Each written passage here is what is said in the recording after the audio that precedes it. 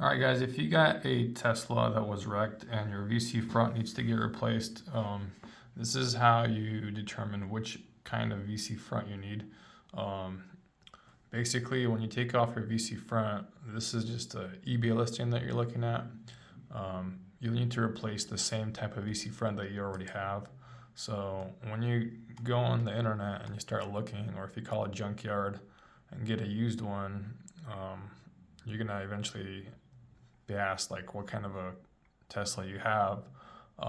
There's going to be a number that you're going to look for. So when you take off your original VC front, you're going to have a black cover on here, and this cover you're going to have to take off. So underneath that cover, though, you're going to have a number. So let me see if I can find that. So when you take that cover off, it's going to look like that. And right inside, there's going to be a white sticker typically. Sometimes it's on the outside, so usually on the inside. And if you zoom in, there's going to be a number. And that number is going to be the number that you want to match with the new VC front that you're going to order. Or if it's going to be a used one, just make sure it matches.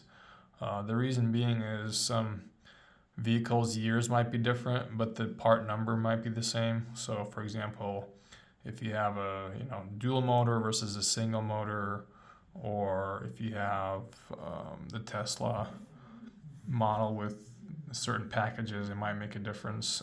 So just make sure that when you do that, you take off that cover here, and don't use this number on here.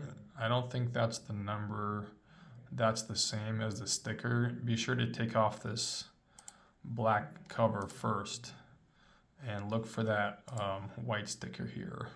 So I'll show you another example if you're looking for the VC fronts for Teslas. So by the way, I actually bought mine on eBay years ago because my VC front would not allow me to reset the hard codes.